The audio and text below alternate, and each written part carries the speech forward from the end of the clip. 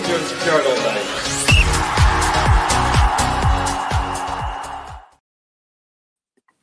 Good evening, everyone. Welcome to the Rangers Journal. On tonight, talking about the CEO's Fans Forum, which has literally just finished off. We've had a couple of the guys from the pod at the forum itself, sort of live feeding information to us. So we've got all the info hot off the press to discuss with you. Got a couple of the lads here already, and we should have Dylan joining us in probably about 10-15 minutes as he returns from the forum itself. So he'll be able to sort of go through everything with us, and we'll get the guys' thoughts on everything that's occurred. So first of all, I'll just welcome the guys tonight. First of all, we've got Dino. How are you getting on, Dino? I'm very well, thank you, buddy. How are you getting on? I'm good, thank you. And we've got Stevie. How you doing, Stevie? Evening, mate. Evening, Dean. Evening, everybody. Good stuff. And good evening to everybody in the chat. We've got a few of our regulars there. Good evening, Paul. Hello to Sharpie Staunch singing in the blues. Welcome to tonight's show and everyone else who does join. If you do have any questions as we're going through and discussing, then do fire them into the chat and we'll address as much as we can. We do have a Q&A show tomorrow night that I'm sure once all the stuff that we've talked about this evening is settled in, I'm sure people will have loads of questions that you'll be able to fire to the panel tomorrow as well. So do tune into that tomorrow night also. So I'll start with yourself, Dino. As I say, we're waiting on Dylan coming to give us the first-hand view of everything. So we'll have a bit of a chat initially about, without sort of looking at what obviously we know and have been looking at over the last hour or so. What was it that you were hoping to get from tonight in advance of the forum? I wasn't expecting anything other than there being transparency and the connection between the club and the fans reconnecting. I think that's an imperative foundation to build on for this next chapter in the club's history. And I think we can safely say that's pretty much been what's happened tonight. Excellent. And what about yourself, Stevie? Sharpie Staunch said you look a bit like Johnny Rotten. I personally think it's a compliment. I don't know what you think about that. Little comment there, but Being called far worse, mate. Far worse. I think it's a good one. What were you hoping for before the start of the meeting tonight? I really want to see a kind of like structure or like an outline of a structure. Obviously, need to have a plan going forward. There was a lot of work needing done at Rangers, so I kind of wanted, like Dean said, about a bit of transparency. Definitely that. But ultimately, how this is going to work, what plans they've got in place. A lot of kind of joining up for different areas for the academy, sporting directors, the first team squad. It's a fairly huge undertaking. So I really want to see a kind of outline of that. And as per what Dino said, yeah, I kind of feel that they certainly covered that. Absolutely. So just before the fan forum started, we got a little bit of information came out that I think finally will put a nail in the coffin of the naysayers who have been desperately hoping, I think, that this takeover was a red herring or was somehow going to collapse. But we did get an official quote this evening, as I say, just before it started, which I'll just read out for you just now. It said, Rangers and its existing controlling shareholders are in productive conversations with the two lead members of the consortium, Andrew Kavanagh and the 49ers Enterprise Global Football Group, about the potential for the consortium to acquire control of the club and to inject additional capital. These discussions reflect a shared recognition of the importance of Rangers Football Club's long-term direction, ambitions and management. So, as I say, Dino, we got that just before everything sort of kicked off. And one of the things that I was sort of pleased to see them touch on there, which also was touched on during the meeting there, is the recognition of the importance of Rangers as a football club, its traditions, and its sort of long-term direction, which obviously for us is to be winning trophies. So, how did you feel when that statement came out? I mean, as you said, it puts to bed all the Terry Pratchett wannabes, but I think we can obviously use it as a constructive foundation. The club have they're basically moving in a way that's answering all of our prayers. And I think a level of excitement is pretty high at the moment. So it's going to be even higher once it's signed on the dotted line.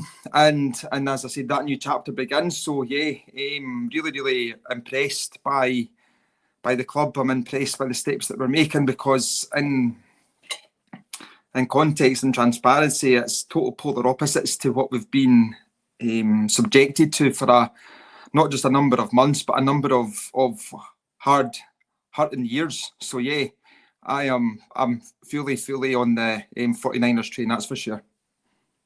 Absolutely. And what about yourself, Stevie? What were the thoughts for that coming out? Yeah, absolutely. I think it's exciting in both the short term and the long term. To echo what Dean said, that it's obviously Rangers have been poorly managed for such a long time, and this isn't just about achieving success next season. The only way this is going to work is if they build for the long term. So this is, to me, it's like a sea change for Rangers. It's not just like, obviously we're all desperate to win the league, and we want them with like more success, more titles, more cups, everything. That's normal for a Rangers fan. But the way they're doing this, is going to be like a huge change going forward. This is like Rangers into the next 10, 20 years, not just the next 12 months. This is going to make us a sustainable business. And they're tapping into what you mentioned there about keeping our traditions. They recognise, especially for the European nights, Thursday nights, they're amazing.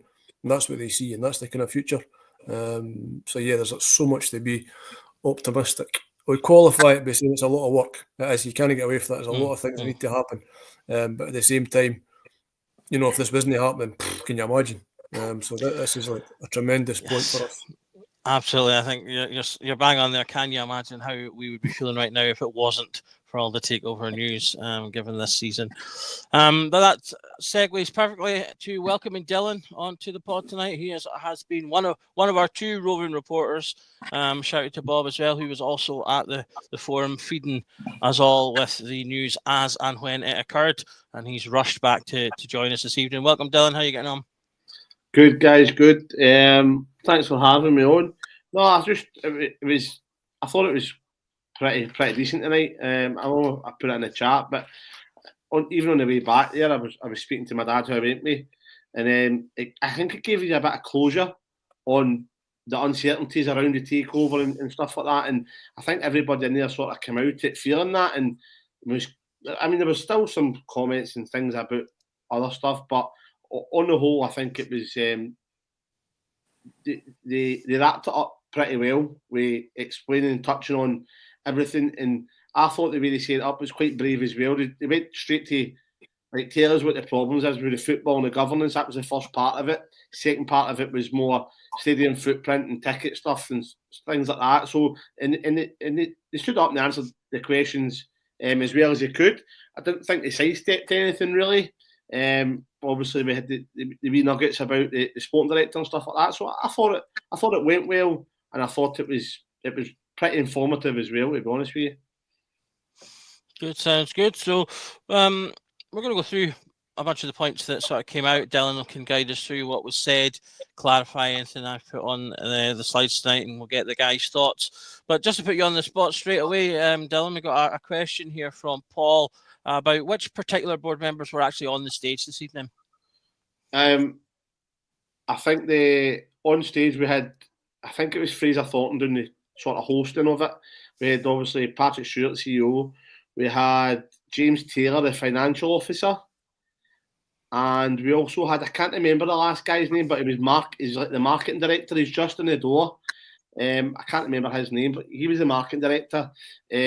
And then the girl, Natalie, who was on, she's more like a fan advisory type, dealing with things like that. So it was Patrick Stewart took the most. He basically told us everything. James Taylor came in, the financial officer came in with a few bits about the infrastructure and stuff like that, about how it wasn't maybe feasible. And then towards the end about the UEFA player caps and stuff like that, he gave us a good, I put it in the chat, he gave us a good sort of paragraph on that. We can read it out later on when we touch on it. And I think that was like the last thing that was said. And I think that really described, because I think that's a big fear of us fans, is how are we going to face the UEFA salary cap and stuff like that, and he basically just walked us right through it and said there's 3 different options of it, and like I said, we'll touch on it, but I thought it was really good, and those were the guys that were heading up the questions. Perfect, thanks for that, and we'll just dive in with Paul's put another question in here. I think this is a pretty easy one, just an easy one to start us off with. He's asking what we think about going with Umbro next season. That was one of the things that was mentioned and confirmed that we will be with Umbro. I think we largely knew that already. And indeed, there was a shirt leak. Was it today or yesterday? I think the shirt leak came out. If anyone hasn't seen it, you will find it on Twitter. It's kind of a plain white with a red stripe, just sort of where the badge and logo is, and then blue across the top, or vice versa.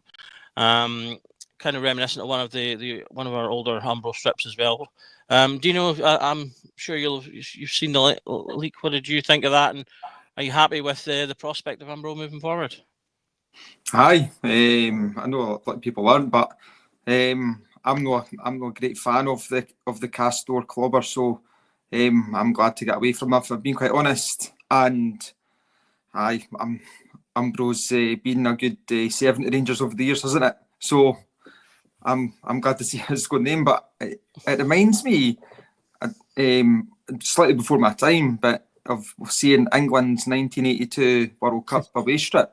I'm pretty sure it's quite similar to that. I've just got visions of Kevin Keegan wearing that in my head. But yeah, at the end of the day, if they're going to produce better quality strips and stuff than Castore and give us money for that, I'm all for it. Okay, just before I come to you, Steve, you're going part of those, but isn't Umbro Castore now basically? I think my understanding is Castore basically have a licensing agreement with Umbro, so they're not like, they've not taken over. One hasn't like taken over the other end like that. They have a licensing agreement to distribute. So a lot of the Castore infrastructure will probably still be getting used, I would imagine, for things like delivery and all that. Potentially some manufacturing and stuff like that. Castore may still be doing, but Umbro is still Umbro in terms of themselves as a company. So I hope that kind of answers that one for you. Stevie, what's your thoughts on Umbro and the leaked kit? Yeah, happy, mate.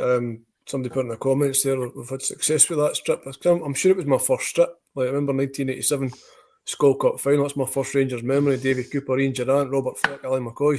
Like, amazing memories, that kit. Pretty sure it was my first ever Rangers kit. And then more laterally with Walter in his second spell. I really liked those kits. The training kits were quite nice as well. So, no complaints. And at the end of the day, if it's a better deal financially, that's the bottom line. Yep. So that's all. That's a big thing as well. Yeah. And yourself, Dylan? I liked it. There is an Umbro kit that's very, very similar to it, and I think they've sort of tried to copy it, but just make it a little bit different. Like you said, they've got the 2 stripes, and the stripes are a bit wider. I like it, and I don't like. It's going to sound daft. I don't like Umbro as a brand per se, but I like them when they had our kits and stuff. I thought they made some of our nicest kits, so I'm all for it. And like I think it was Patrick Stewart that said today that the deal that we've got with Umbro is still incentivised. So if you still buy strips, it's the same sort of deal that we've got with Castore is the same deal we've got with Umbro. So the club still gets percentage of the shirt sales that go to that we buy. So he confirmed that. So that's all good, and it can only sort of be better. I think Castore's run its race now. It's run its course. So I like it. Good stuff. Okay, so we'll start diving into the main parts that came out from the forum this evening. We've touched on the statement that came out just before you were on, Dylan. And the first sort of big piece of news that was pretty much confirmed immediately, I think, was confirmation of our new sporting director. So it had come out in the news that it was expected that it was going to be Kevin Thelwell, who is the current Everton sporting director, and that has now been confirmed.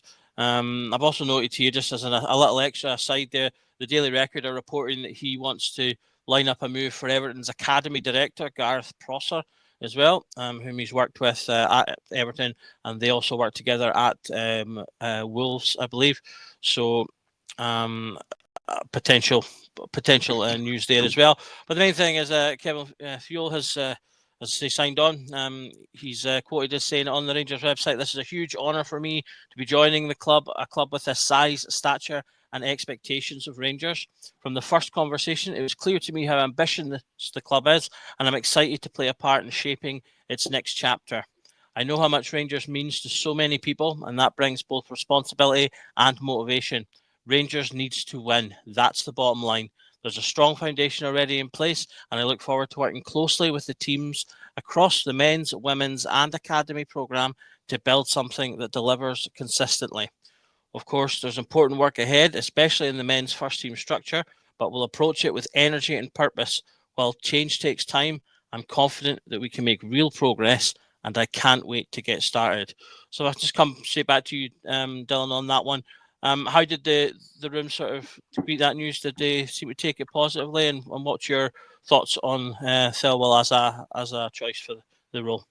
I think that it was like sort of, first of all, he mentioned about, the first question was sort of about the manager, and he mentioned what type of manager the club was looking for and how that would coincide with decision makings with the potential new takeover. I announced that right at the start. There is discussions ongoing with potential new investors, and then about the management and having a style of play. He said that a couple of times, which kind of shocked me. And then he ran into and that ties into the sporting director, and then told us the new sporting director is going to be Thelwell. So I think that the room was trying to take a lot of information in. It wasn't met with any cheers or anything like that. It was just, I think we were took back a wee bit because I don't think we were really expecting any major announcements like that. And then obviously the Twitter then popped up a few minutes later saying Rangers announcing the sporting director and things like that. So I mean, I was quite happy to hear it there from the horse's mouth, to say that that's who it's going to be. He said that the media are ahead of the club and things like that. He says the media are sort of, not in these words, but like cheeky that way, where they can get information out and get it ahead. You've probably heard the sporting director's Thelwell. I don't know anything about him, and I read up some stuff as I could today. I was busy day at work, but it was I did do on, and if he's interested on it, going to Twitter or X, and I think he's at his Toffee Tactics. He done a sort of report on him, and apparently, going by what I saw by him, the Everton fans were ranting and raving about him. Apparently, they were getting fined and stuff like that, or they were up there going to get fined by UEFA and stuff like that for their spending, and he's took them right down to one of the sort of the best. What would you call that? The best teams in the league in relation to the salary cap and stuff like that. Mm-hmm. And he's only been in there for not long. Patrick Stewart did mention he's also up with New York Red Bull and Wolves and other clubs in the past, and they seemed to be really, really for this guy. And they also touched later on that, because that decision was, the question was asked, how did you come to that decision? And it basically says that there was no decision made that didn't involve all our current board members and any potential new investors. So it satisfied everybody, this appointment. And again, it's things like that I took from it, which I thought that's what you want to hear, basically. And that's exactly what you want to hear. You want to hear that there's no objection to it, and that the guys who are potentially coming in, it suits their style, and that's sort of who they handpicked, is what I took from it. So it was good, and I think they will do a decent job, to be fair.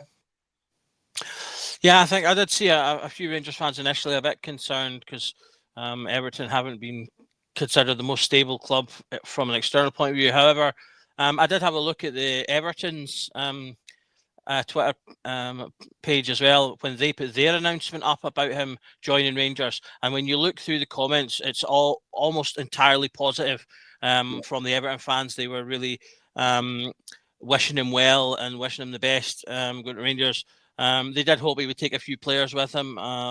There's a couple of players I would like to take, but I don't know if we're going to be affording that yet. But Stevie, he does seem to have a good reputation for having done a lot of good work with Everton with really tight constraints in terms of, they've struggled in the last couple of years. They've had some financial issues, having spent a huge amount a few years ago and having to tighten those reins in. And it seems like from what I'm hearing that he's done a really good job in navigating that. And that sounds like the type of person, in addition to having a decade's worth of experience and in this specific role as well, because that's something else I think fans have been wanting, people with experience in the role that they're being appointed in. And that seems to definitely be something that he has. Yeah, I think it's a really good appointment. It's a really sound appointment. Like you've mentioned there, he's been in this role for 10 years. You mentioned New York Red Bull, Everton, more laterally. Some great signings, Tarkowski, Onana, sold him on a big profit to Villa. But if you go back further, he retired really early, so he's a proper football coach. And it was actually Billy Davies at Preston, I think about 20 years ago. He put him in as the academy director. So he's had a real progression through the game over that time. So it's not like he's wet behind the ears. This guy's really worked his way up for there to here. It's taken a long time, but I'm sure in that time he's got a lot of experience, a lot of knowledge and contacts. And yeah, I think he's a cracking appointment. Like I said, I get initially it's like, Everton sporting director, but then you look a wee bit deeper and it's like, no, this guy's had a really progressive career, and I think we're getting him at a good time as well. So yeah, it's a really sound appointment for me. Good. What about yourself? Do you know what's your thoughts in to add? My initial thoughts of him was that he didn't. I just got a gut feeling I wasn't fancying the appointment, but got to back the club as we forever do, and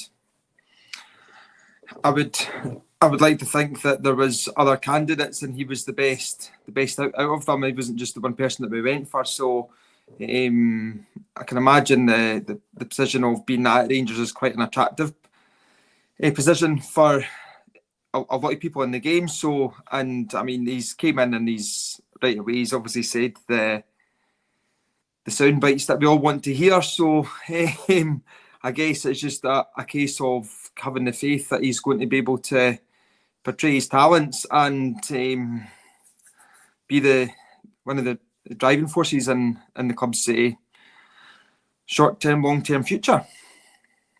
Absolutely. I mean, he's going to be a key figure moving forward. Obviously, he will now be the one to drive the footballing structure going forward. He'll be a key figure in the choice of manager.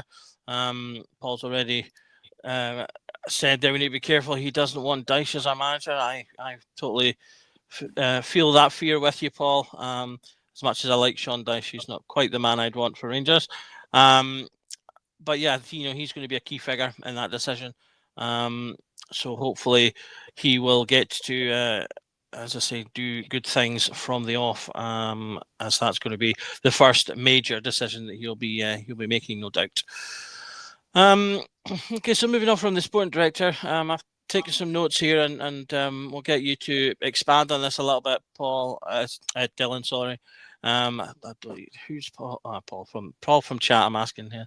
Dylan, I've got here. There was some discussion of priorities in terms of enhancing the matchday experience and protecting the club and the media. Are you able to expand a little bit on what they said about that? It was just hold on. I'll go back to the notes here.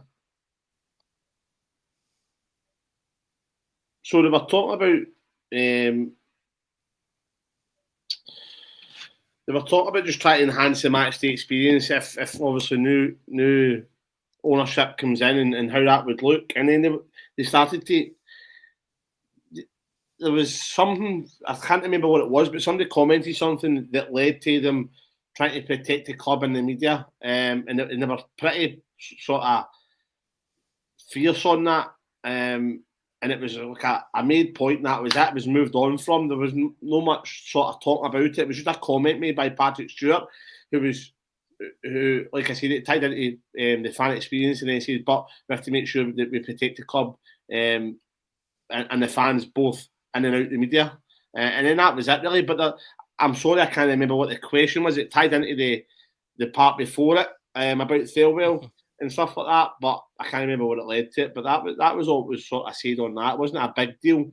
It touched on it more towards the end with the barriers and stuff going up and how we're made turn up 3 hours before away games, but away fans come to our ground can just walk in whenever they want, and we can't get round access towards certain parts of the stadium because these barriers are up.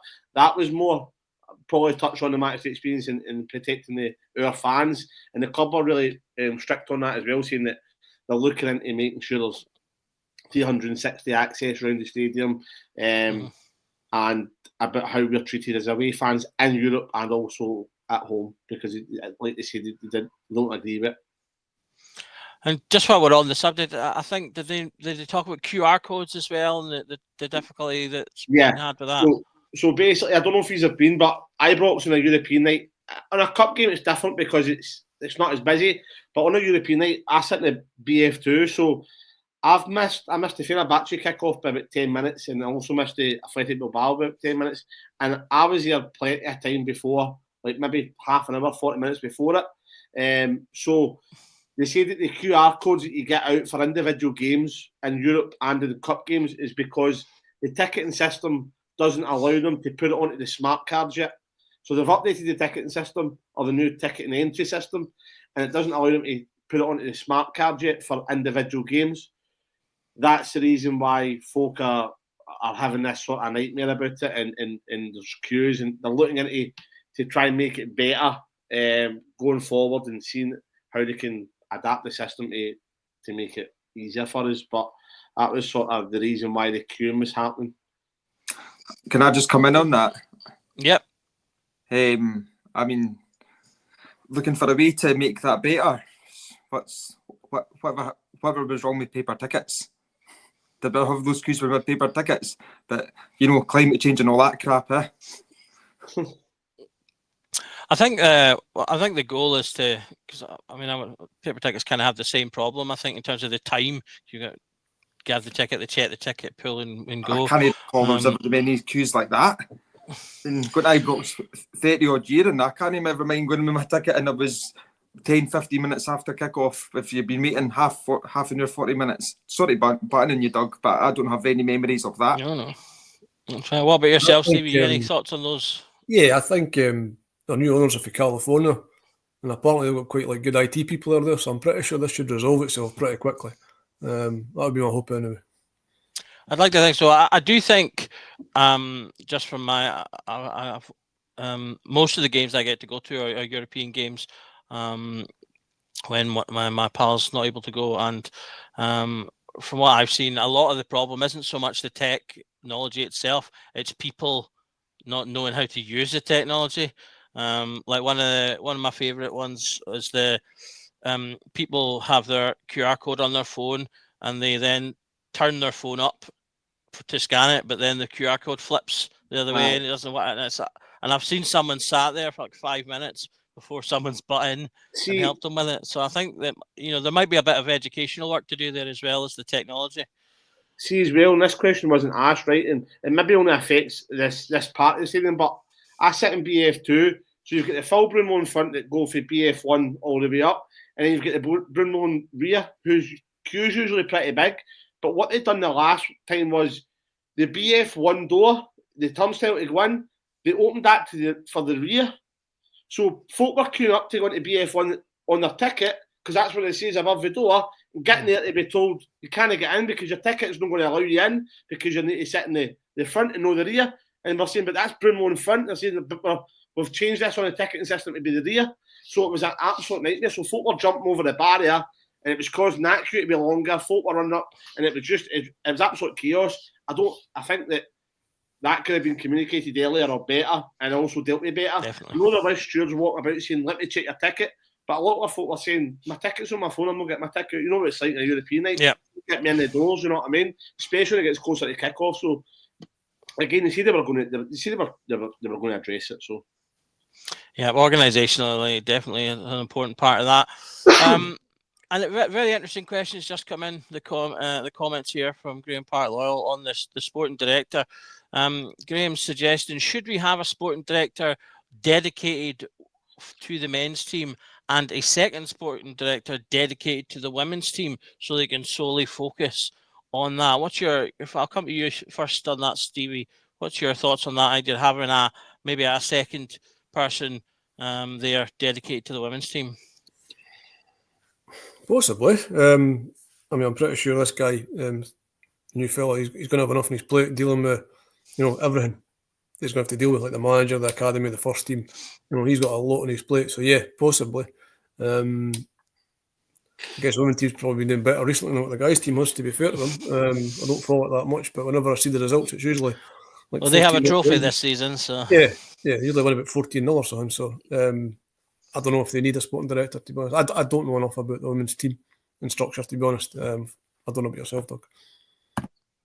I would maybe not have a full-on sporting director per se, because I do think the point of the sporting director is to have that overall sort of purview on sporting and football and dictates. But I do see having someone like just under them that has a large portfolio in terms of decision making for the women's team, who's maybe is a bit more specialised in women's football. I can see there being benefits to that.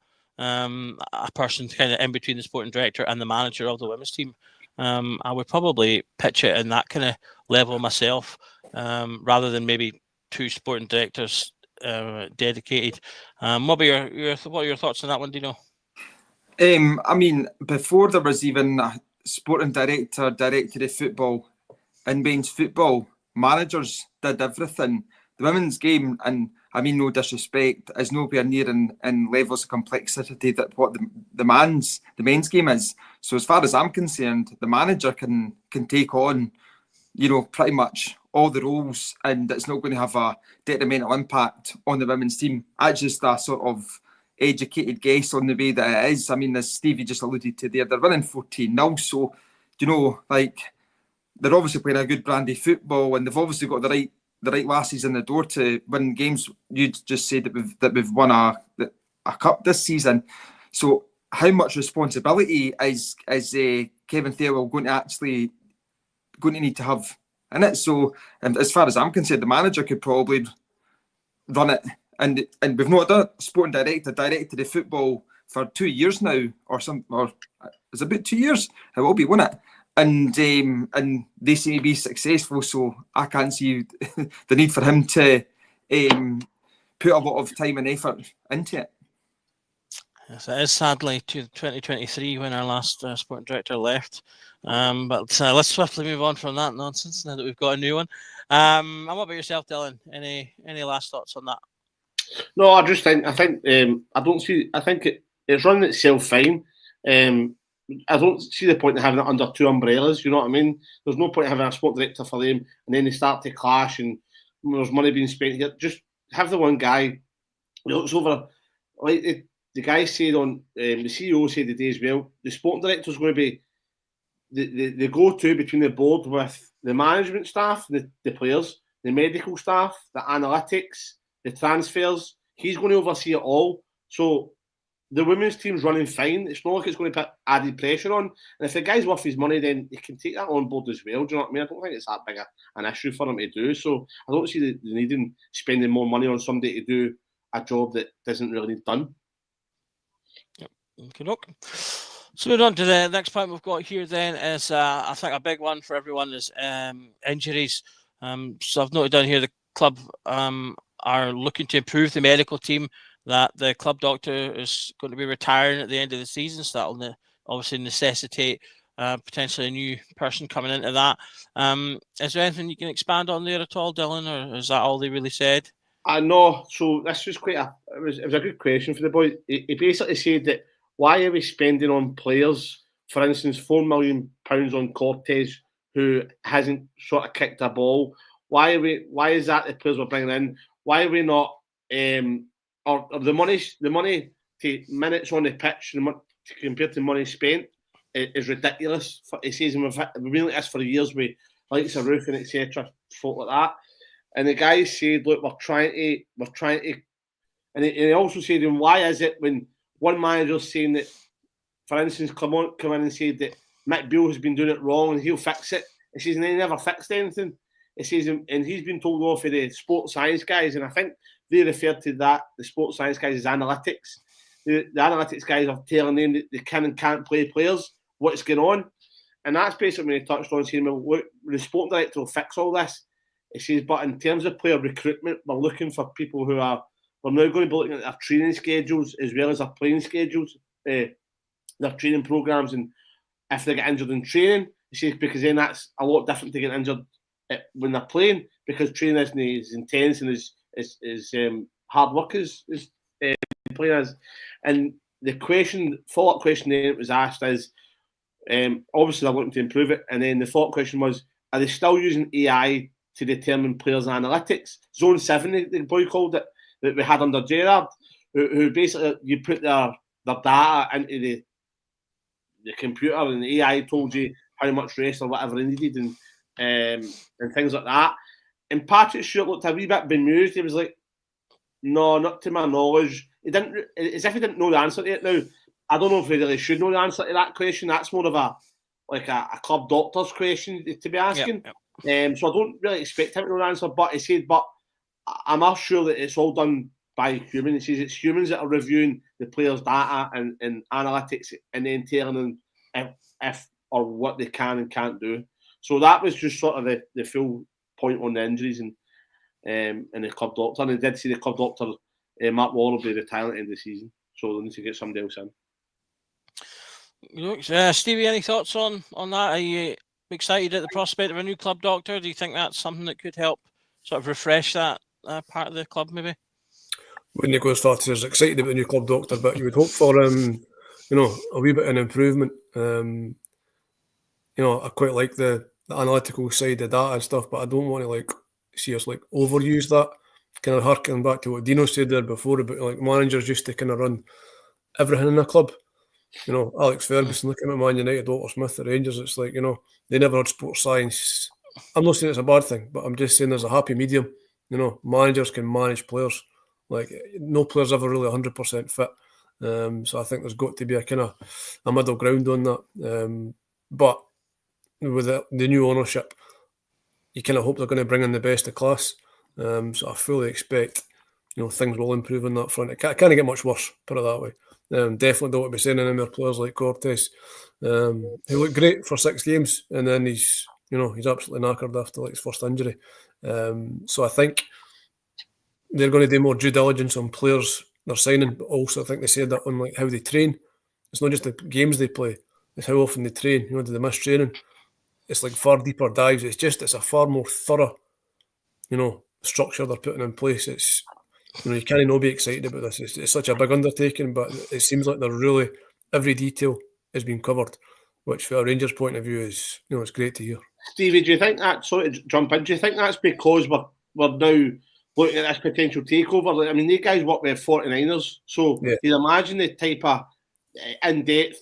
Exactly. This isn't their first rodeo. You know what I mean? This isn't their first rodeo. They've done it with Leeds. You know what I mean? I think because you're coming in there saying, no, don't just look at the player, look at how they're training, look at when they're missing that. I think all that ties into what's coming. They know exactly how to run it. I mean, like you say, it's the 49ers. I mean, they're as big as Man United. You know what I mean? They are huge. I knew about them when I was a kid. You know what I mean? It was they're a brand. I'm not saying we're going to be the 49ers, but they've obviously got, a specific game plan, a specific way of doing business that's worked. And they're going to apply it. They're going to modify it, obviously, but you can't not be excited about this as a Rangers fan. It's going to take time. There's no two ways about it.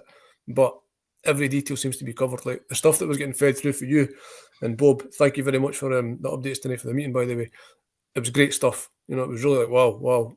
They're talking the talk. They still need to walk the walk, but it's very promising. Absolutely. And finally, with yourself, Dino, obviously. Stevie touched on there, kind of getting in best in class. That was a dirty phrase for a period of time at Rangers, but I do think that is something that certainly I'm hoping to see. America has some of the world's best medical facilities and opportunities in regards to that, which obviously could be something we might be able to get access to, and also the birthplace in baseball of sort of sports analytics and crunching numbers to get ideas. I agree with Stevie. I think it can be very useful, but I do think that having experienced people and quality people to interpret that data is the key. So is that kind of what you're hoping to get from sort of this aspect in terms of injuries and player betterment and from the takeover? Or is there anything else in that area that you're looking or hoping to see? Aye, I think we've got to look at things more in depth, because the way that we've been looking at things, and going on the back of things to sign players has just been absolute dog meat. I mean, we've got Sterling, who's injury prone, Ridvan, who's made the polystyrene. Do you know what I mean? You're like, it's just, and you're talking a good amount of wages, a good amount of transfer spend. Although I think Sterling wasn't, but. And Balogun, we've got signing a 37-year-old who can't play 2 games in a week because he's injury prone, which is obviously a lot to do with his age and the way that is. However, my argument is that we need to be making better acquisitions, and I think it's just that much of a, excuse my language, but a bollocks for Rangers fans year after year, having players who are just on the treatment table more than they're on the pitch. And you're like, these players that if they weren't that injured prone, they'd be playing at Rangers. I hate that.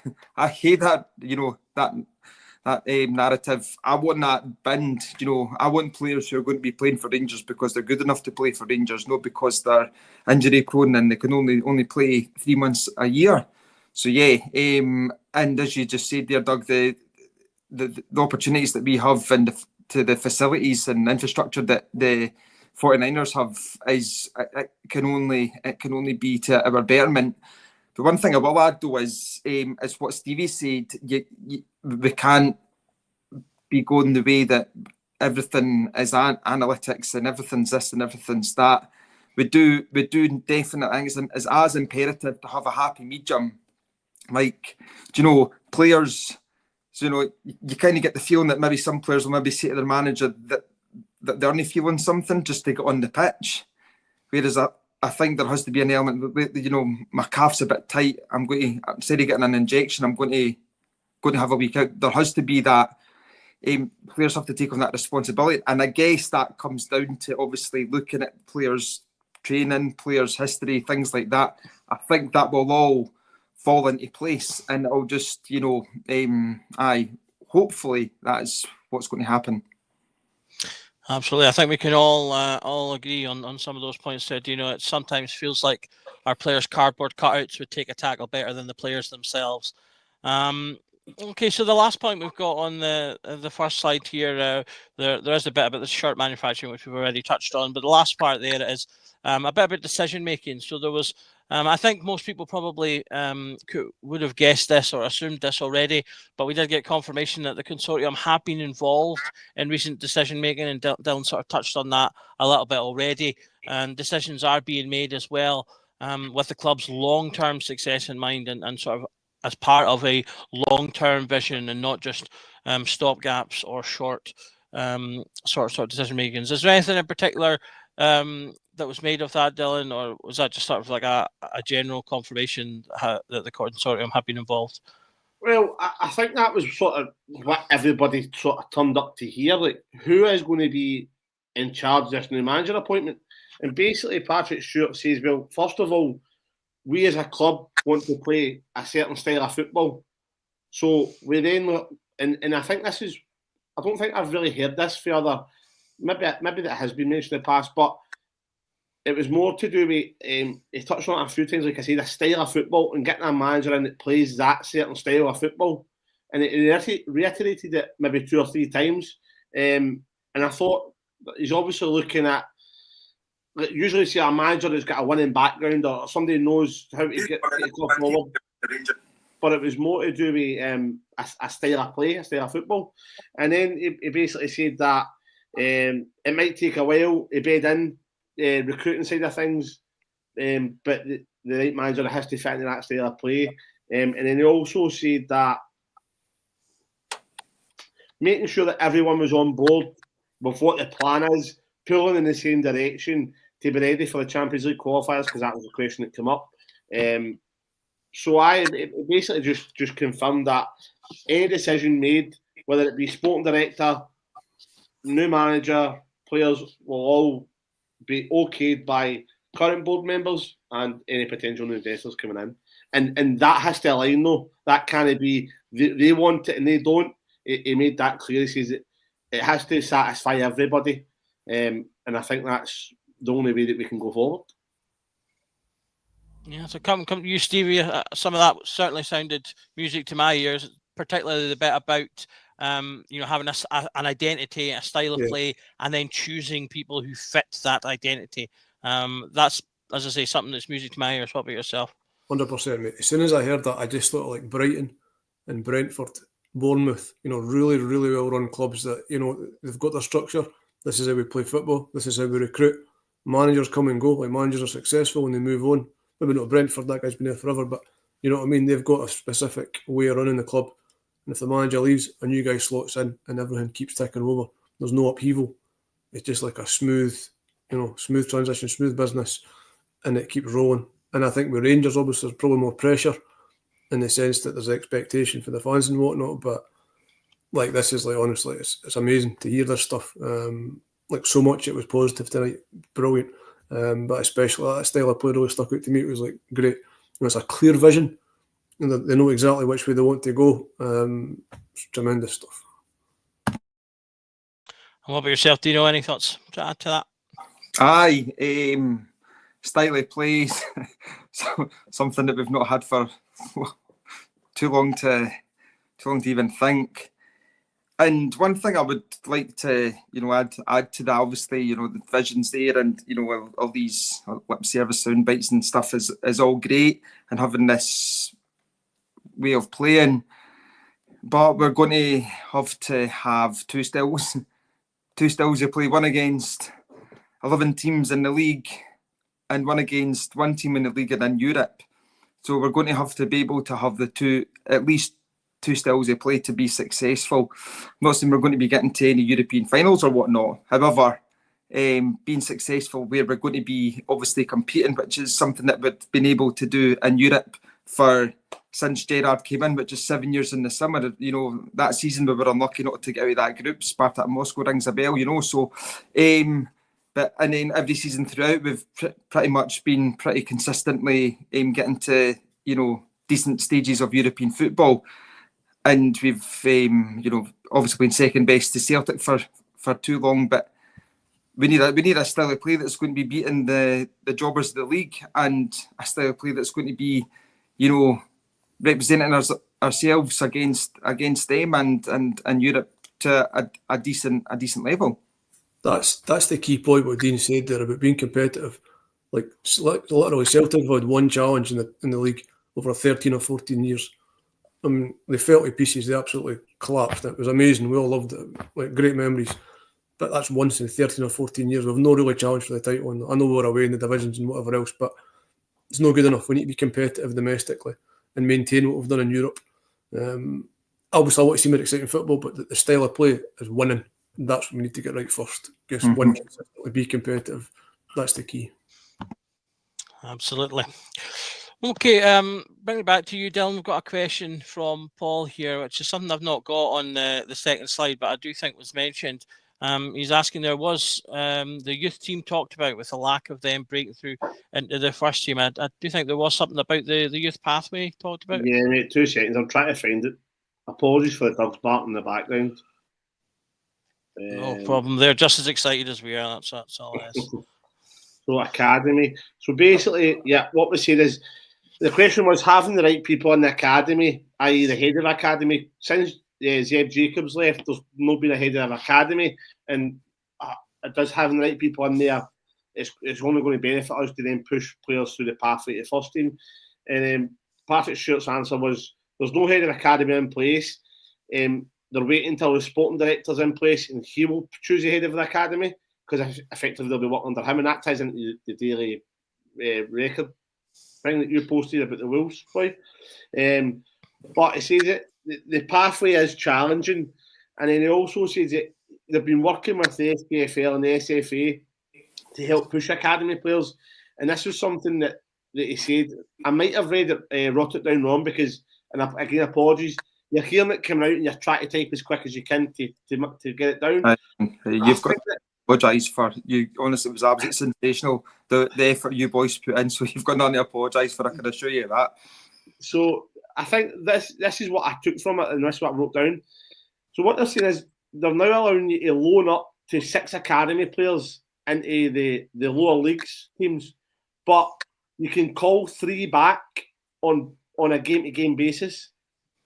So I think they're allowing you to give 6 players out, and then if you need to call 1 back, if you just played 1 game for, say, I don't know, Queen's Park, you can call them back after 1 game, and then loan them back out, and it's sort of like a reversible loan. I think that's what he says, or that is what he says, but I think that's what I take from it.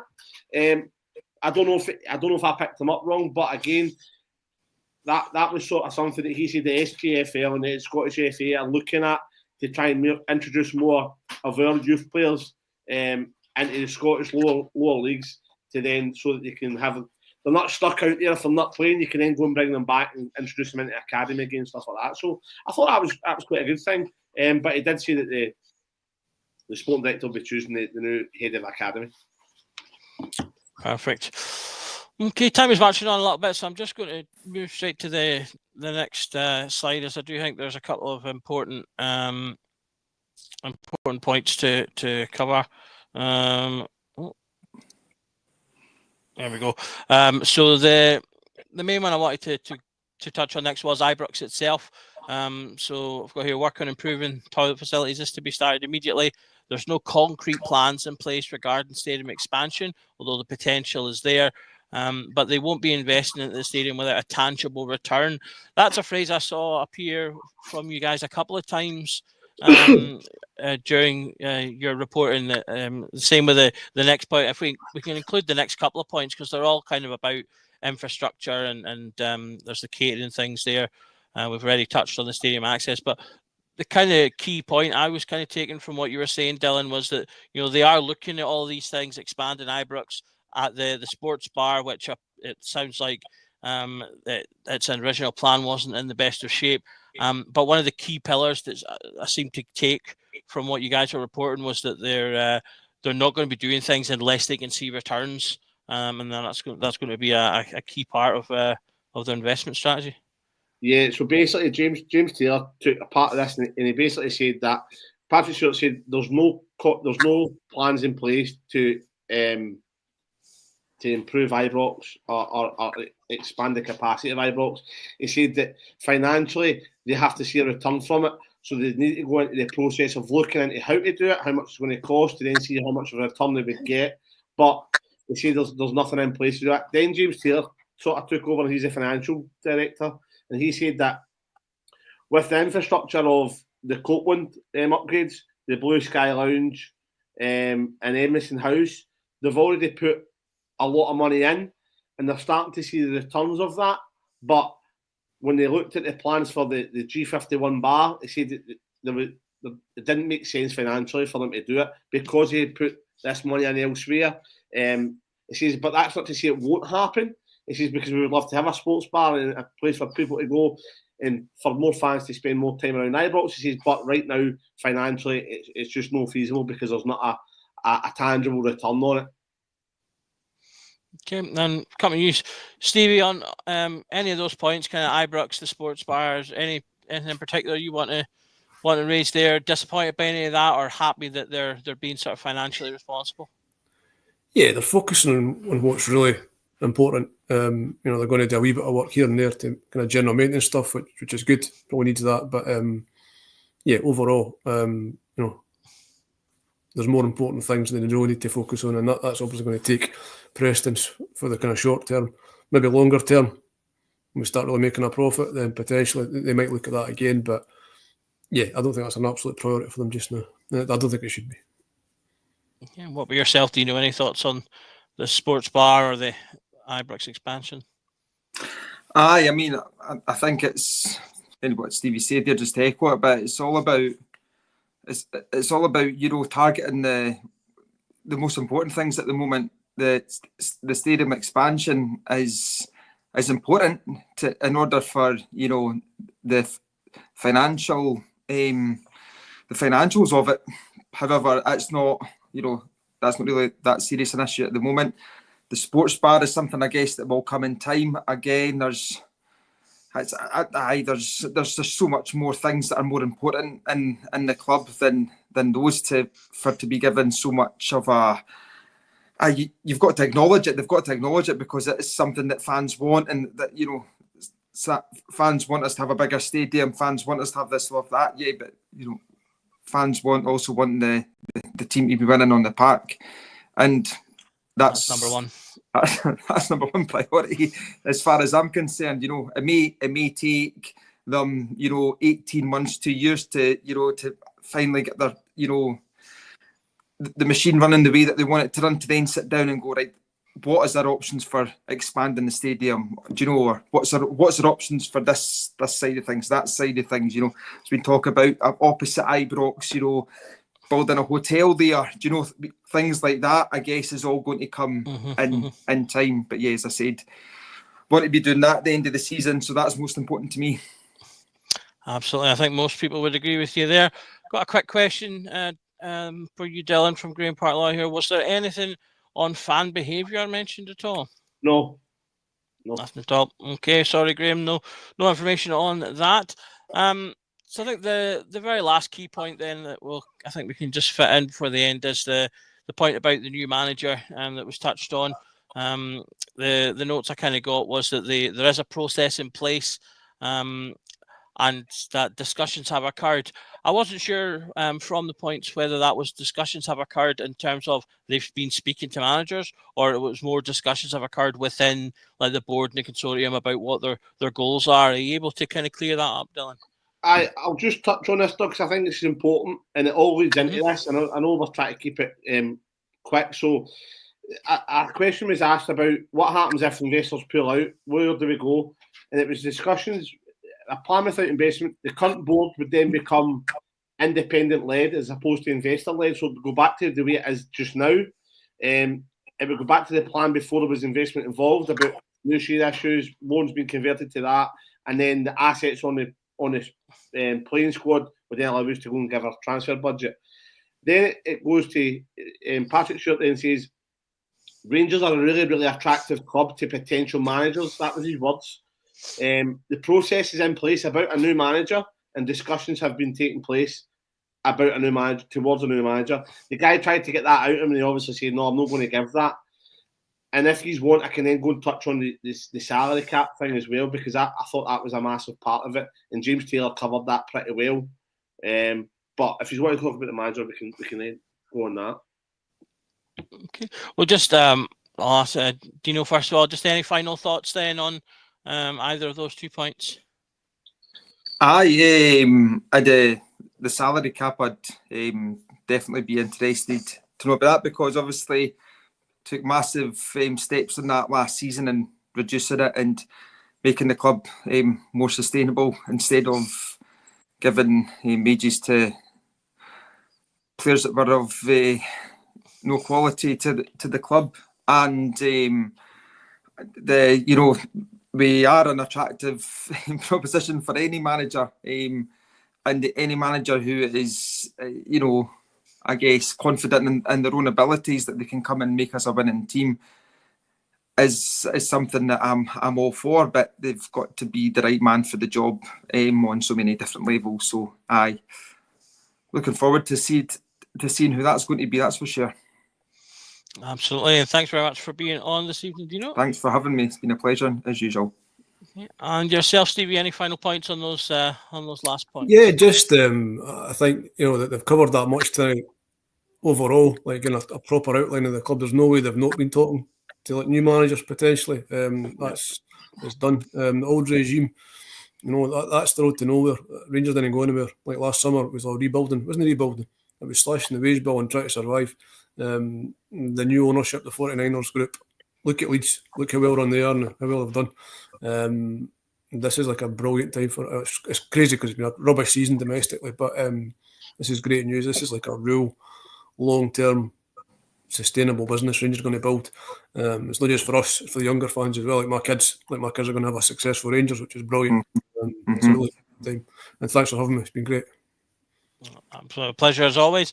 And finally, a huge extra thank you to Dylan, who obviously went to the show this evening and obviously took all his notes and rushed back to join us tonight to share it all. So a huge thank you to you, Dylan, for noting all that down and sharing everything with us and getting stuff out to the fans ASAP. Is there anything you'd like to close us out with? I'll just touch on this quickly, Doug. The salary cap question was asked to James Taylor, who's the financial director, and he said that the question was this, based on the last year's annual report, is that the salary cap's based on, and that the reports are £90 million. And he says, if that's the case, are we looking to sell Igamani or Raskin so we can get a transfer budget? He says, because of the revenue we have a bit of headroom on the spending cap, but there's also 3 avenues to the spending cap, which I didn't write down what they were. But he says, we have to make sure we also maintain that. We don't want to go to the threshold of it. And he says, there's a number of assets in the squad. The plan is for always to try and obviously sell those assets at their highest to then bring in potential transfer funds for new players. He says, we want to do as much funding as we possibly can on the park within UEFA's limits, but there's different ways to execute it. And potential new investment would supercharge that. That was his words. So the potential new investment would supercharge our chances of investing on the park and stuff like that. And that came from the financial director. And I thought that's what it finished on. I thought it was a really good way to tie it up. It left everybody with a good taste in their mouth and about, because that's what you're going to hear from outside the world is the salary cap. And they've basically explained it. They're saying that we're absolutely nowhere near it. We've got headroom. If we need to sell players, it can get bigger, but also the investments will supercharge it. So I thought it was really good. Perfect. A positive note to end on there, I think, there. And as I say, thank you once again for all the work you've put in tonight, Dylan. It's been excellent stuff. Thank you to everyone in the comments who's been posting questions.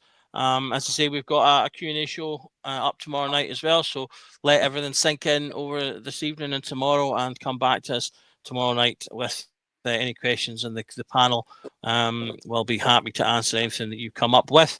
The last people I just need to thank before we go is Off to the Match I Go, who are our show sponsor.